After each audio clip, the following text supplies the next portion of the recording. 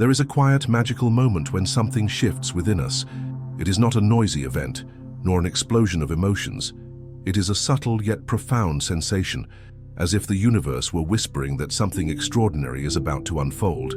When true love approaches, it is not merely about finding someone. It is the beginning of a reunion with forgotten parts of yourself. It feels as though, after a long inner winter, you begin to sense the first signs of an emotional spring.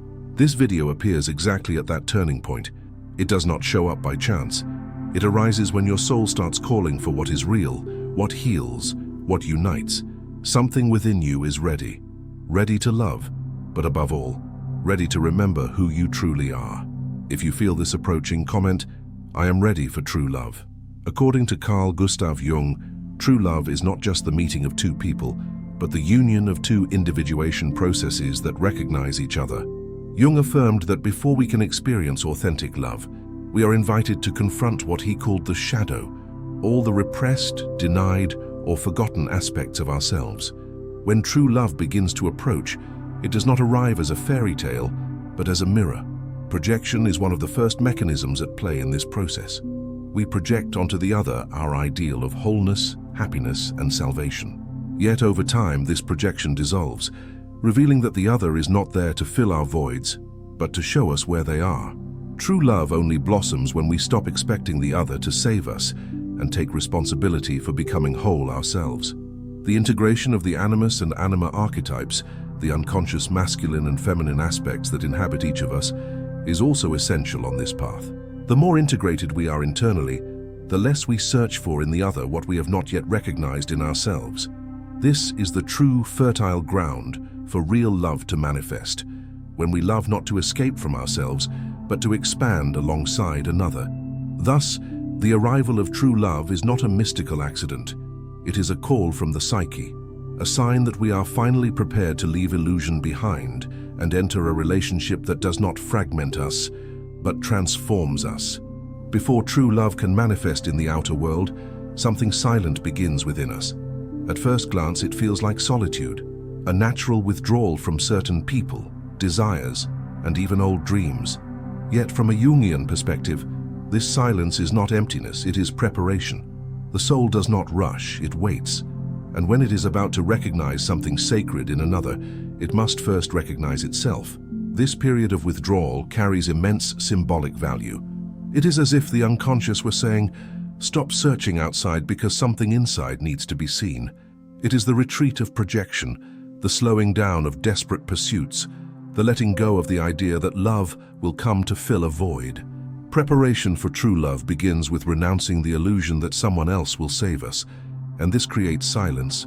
For Jung, this state reflects the beginning of individuation. The soul, realizing that previous relationships were guided by unconscious needs or projections, is called to a new posture, turning inward. Here, silence is fertile ground. It is when emotions cease to scream and deeper feelings begin to surface. Many describe this as a sensation of cleansing, clarity, or even lightness. Yet it may also come with pain, the pain of releasing what was familiar, even if dysfunctional. This silence is not only emotional, it also appears in life's pauses. Relationships that end without warning, connections that grow cold, plans that simply stop making sense. It is as though life itself were clearing the soil, preparing the inner and outer space for something more authentic to bloom. And though it may feel like abandonment, it is in fact the opposite. It is the psyche's deepest care for what is about to arrive. Often during this stage comes the feeling that something is about to happen. There are no objective signs, but intuition becomes more alive. It is the unconscious sending signals that the soul is aligning with a new possibility. Jung would call this synchronicity, when external events begin to mirror what is being gestated internally. Coincidences appear, words resonate, songs seem to speak directly to the moment being lived. Everything starts aligning silently. This state also awakens a new relationship with time. Urgency fades. The soul in preparation understands that love cannot be rushed, for it now knows that to love is not to possess, but to reveal. And to truly reveal another in their wholeness, one must first be willing to see oneself, not with judgment, but with depth. On this path, solitude ceases to be a burden and becomes a sacred place. It is where one learns to love without expectation, to care without control, to feel without dependence. It is in this stage that the most important love of all begins, the love for oneself exactly as one is. And this love is the foundation upon which true love with another can be built. This silence, therefore, is a portal, and only those who cross it with courage are truly ready to embrace a love that does not fragment but integrates. It is not the silence of the end, but of preparation, like the silence before music or the pause before dawn. Those who listen to this silence and honor it are, even without knowing, in touch with their soul. And when the soul is ready, it does not need to search, it attracts. True love comes when there is space for it, and that space is born in inner silence. In it, there is no hurry, no demand, only the certainty that everything arrives at the right time, including and especially love. When true love begins to draw near, a profound and inevitable phenomenon presents itself: the dissolution of projections. Jung said that the first stage of love is always marked by unconscious projections. We see in the other what we want to see, what we lack, what we idealize. We project not only our conscious desires, but above all, hidden aspects of our own psyche. It is as if the other becomes a blank canvas on which we paint our dreams, fears, and deepest hopes. This mechanism is natural. Everyone projects. At the beginning of a relationship, it is common to see the other as perfect, different from everyone else, the answer to my pain. But over time, and especially when the relationship has the potential to become true, these projections begin to dissolve. And that is when the real challenge begins, to face the other not as a reflection of our idealization, but as a real human being with light and shadow, limits, stories, and wounds of their own. This process can be unsettling. The person who once seemed perfect begins to show behaviors that disturb us. Living together reveals disagreements, value differences, and insecurities we had not noticed before. Jung emphasized that this is a critical moment. It is when many relationships break, not because love is gone, but because the illusion has fallen, and many are not prepared to love someone real. Yet it is also here that true love has the chance to be born. When projections dissolve, space opens for genuine encounter. It is when the other ceases to be a character and becomes a presence. And at this point, we are invited to a new way of seeing, more compassionate, more honest, more whole, to see the other as they are, without filters, without fantasy, without the need for them to be what we want, is an act of spiritual maturity. The dissolution of projections also reveals much about ourselves, for in what we project lie unrecognized parts of our psyche. By idealizing the other as strong, for example, we may be avoiding seeing our own vulnerability. By perceiving the other as a savior, we may be resisting taking responsibility for our own healing. This is why Jung said projections are disguised gifts. They point to unconscious content we must integrate. In this sense, love becomes a sacred mirror. Everything we feel, everything the other awakens in us, is raw material for self-knowledge. The irritation provoked by a partner's behavior, the disappointment in unexpected attitudes, the fear of rejection, all of these are invitations from the psyche to dive deeper within. And the more aware we become of these inner movements, the freer we are to truly love. To love someone real requires courage. It means being willing to live with imperfection, to face frustrations, to see in the other not an unattainable ideal, but a companion on the journey, as human as ourselves. When we achieve this, the bond strengthens, because it is no longer sustained by fantasy, but by mutual acceptance. And this is precisely where the alchemy of transformation begins. Love grounded in truth has the power to heal, to integrate, to expand. The dissolution of projections also liberates us. We no longer depend on the other to be happy. We understand that they are not there to complete what we lack, but to share what we already are. And in this movement, the relationship ceases to be an escape and becomes a field of growth. The other does indeed act as a mirror, but one that reflects with honesty both our light and our shadow. Thus, seeing the other as they are is not the end of enchantment, but the beginning of real intimacy. When we can look into someone's eyes, recognize their humanity, their vulnerabilities, and still choose to stay, we take the first step toward a love that transforms. This is the love that does not depend on masks, fantasy, or projection. It is the love born from the meeting of two conscious beings, ready to grow side by side, not with illusions, but with presence. For true love to have room to flourish, one must first take a deep inner journey, the healing of the shadow. Carl Jung defined the shadow as everything the ego refuses to recognize in itself, traits, desires, memories, and impulses repressed over a lifetime for not fitting into social, familial, or moral demands. Yet what is ignored does not disappear. It merely hides and sooner or later emerges, often in relationships. The shadow manifests in disproportionate reactions, uncontrollable jealousy, demands we place on the other, criticisms, insecurities that sabotage intimacy. True love, by its very nature, requires vulnerability, surrender, and presence, but we cannot access these states if we are being driven by parts of ourselves that remain wounded, ashamed, or unconscious. That is why, before loving authentically, we must look inward and reconcile with what we were taught to reject in ourselves. The process of healing the shadow is anything but linear. It usually begins with discomfort. Something in the relationship, or in its absence, begins to disturb us persistently. Situations repeat. People with similar patterns cross our path. Old wounds resurface with new names. These cycles are not punishments, but invitations.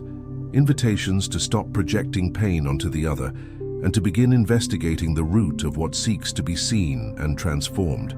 At this stage, the relationship with the other becomes a mirror of the relationship with oneself. When one attracts emotionally unavailable partners, for instance, often there is a part within also afraid of deep commitment. When one feels unvalued, there may be an inner core that has not yet recognized its own worth. Thus, true love is not only the encounter with another, but the encounter with oneself, with everything denied, repressed, and fragmented. Jung said that what we do not confront within ourselves, we will meet as fate, and this truth is especially visible in love. By running from the shadow, we create relationships based on repetition, not transformation. We remain trapped in patterns that hurt us, because unconsciously we are trying to resolve through the other what can only be resolved within. But when we have the courage to look at pain, fear, guilt, and resentment without judgment, something begins to shift. Healing the shadow means embracing what has been deemed unacceptable instead of trying to eliminate it. It is realizing that even the darkest parts carry vital energy, creativity, and wisdom. Anger, when integrated, transforms into strength and assertiveness.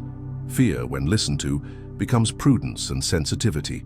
Jealousy, when understood, reveals deep desires for connection and safety. Every negative emotion holds within it a message from the psyche. Listening to that message is an essential step toward becoming whole. This path requires sincerity. It means being willing to abandon the victim role and take responsibility for one's emotional choices. It is recognizing that, although the other may have failed, there are unresolved aspects in us that allowed or perpetuated certain dynamics. This kind of emotional honesty is not simple, but it is liberating. For the more whole we become, the more we can love without attachment, without need, without trying to mold the other to our wounds. Healing the shadow also means reclaiming access to our own light. Many fear looking at their dark parts, believing they will be consumed by them. But in truth, by integrating them, they discover new dimensions of themselves. More spontaneity, more authenticity, more freedom to be. And this authenticity is magnetic, for true love does not connect with masks, but with souls willing to be seen. When the shadow is recognized, it loses its power to sabotage. It no longer acts behind the scenes, but becomes an ally. And in this new state of consciousness, relationships stop being battlefields and turn into spaces of healing and mutual growth. The other is no longer responsible for healing our pain, but becomes a partner walking with us, also recognizing their own shadows in a shared movement of transformation. Thus, the space for true love is not built through formulas, conquest strategies, or external games. It is born from inner work. To truly love requires a soul willing to know itself, to forgive, to transform. For only those who can embrace their own darkness can truly illuminate and be illuminated by a love that heals, uplifts, and endures. Within every human being, regardless of gender, dwell two fundamental principles: the feminine and the masculine. In the symbolic language of Jungian psychology, these archetypes are represented by the anima, the feminine principle in a man's psyche, and the animus, the masculine principle in a woman's psyche. Both are inner images that shape how we relate to the world, to ourselves and to others. When unbalanced or unconscious, they make us seek outside what has not yet been integrated within. But when they unite in harmony, they create fertile ground where true love can flourish, a love born from wholeness, not from need. The anima represents intuition, receptivity, emotion, care, sensitivity, and connection with the mysteries of the soul. The animus, in turn, carries the attributes of action, logic, strength, direction, and structure. When these two aspects are in conflict or disintegrated, one tends to project the unrecognized polarity onto the other, creating emotional dependency, idealization, or rejection. It is the case of seeking in a partner the protection not yet found in oneself, or the tenderness lost amid excessive rationality. True alchemy begins when these two aspects start to dialogue within the psyche. To unite the inner feminine and masculine is not to erase differences, but to let them complement each other.